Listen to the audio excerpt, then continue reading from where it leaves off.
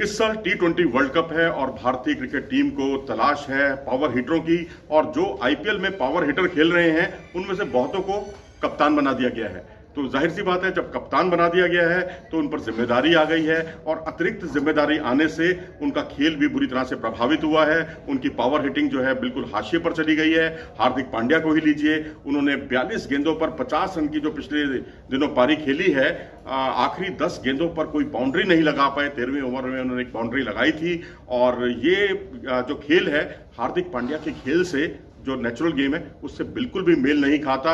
अगर आप देखें तो 4 में से जो 3 हाफ सेंचुरी उन्होंने आईपीएल में लगाई हैं वो सभी 25 गेंदों से कम गेंदों पर लगाई हैं। 25 से कम गेंदों का उन्होंने इस्तेमाल किया है। तो जाहिर सी बात है कि उन पर एक कप्तानी का दबाव है और उनका लक्ष्य सिर्फ और सिर्फ होता है कि अपनी टीम को जीत दिलाएं।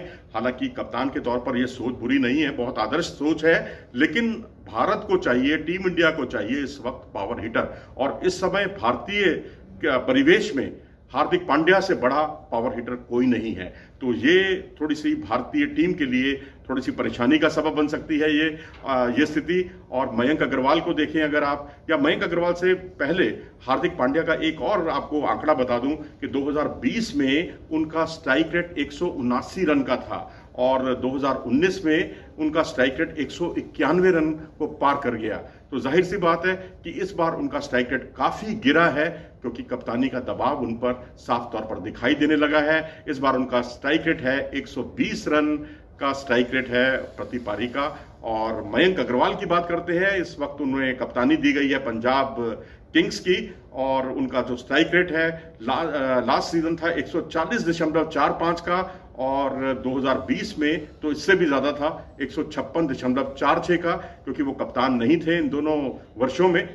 2021 पिछले साल कुछ एक मैचों की कप्तानी जरूर की थी उन्होंने जब केएल राहुल अस्वस्थ थे, लेकिन इस बार जब से वो कप्तानी करने लगे हैं तब से उनके स्ट्राइक रेट में बहुत ही गिरावट आई है और उनका स्ट्राइक रेट गिरकर पहुंच गया है 105 रन। 105 का स्ट्राइक रेट। केएल राहुल की अगर हम बात करें तो 2 मौकों पर तो वो पहली ही गेंद पर आउट हुए, एक मौके पर ट्रेंट बोल्ट की गेंद पर, एक मौके पर मोहम्मद शमी की गेंद पर। और इसके अलावा अगर उनका स्ट्राइक रेट देखें तो वो 128.16 का रह गया है और 2018 में कप्तान बनने से पहले उनका स्ट्राइक रेट था 158.41।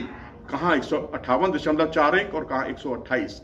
इससे आप अंदाजा लगा सकते हैं कि कप्तानी का दबाव कितना पावर हिटरों को कंट्रोल करने के लिए प्रेरित करता है, अपने शॉट्स पर नियंत्रण रखने के लिए प्रेरित करता है। संजू सैमसन की बात करते हैं, 2020 में यह खिलाड़ी 158.9 की स्ट्राइक रेट से खेला करता था। 2021 में कप्तान बनने पर इनका स्ट्राइक रेट 136.72 रह गया।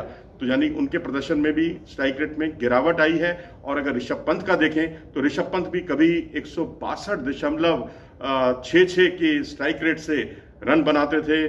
2019 से अब तक अगर हम उनका स्ट्राइक रेट देखें 135 तक पहुंचा है और काफी उनके प्रदर्शन में भी गिरावट आई है। और वो दबाव जो उन पर दिखाई देता है, टीम का दबाव, कप्तानी का दबाव, वो उन्हें कहीं ना कहीं पावर हिटर बनने से रोक रहा है।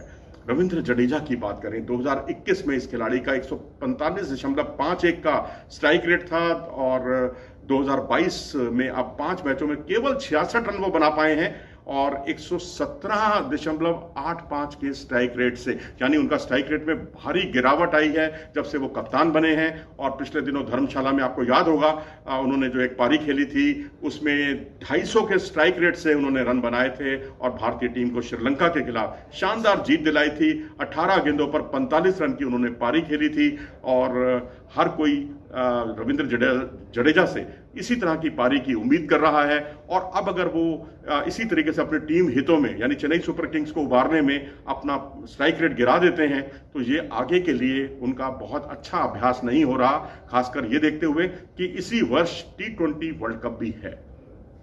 आप क्या सोचते हैं कि इन पावर हिटरों का कितना प्रदर्शन प्रभावित हो रहा है इस आईपीएल में उनको जिम्मेदारी सौंपने के बाद?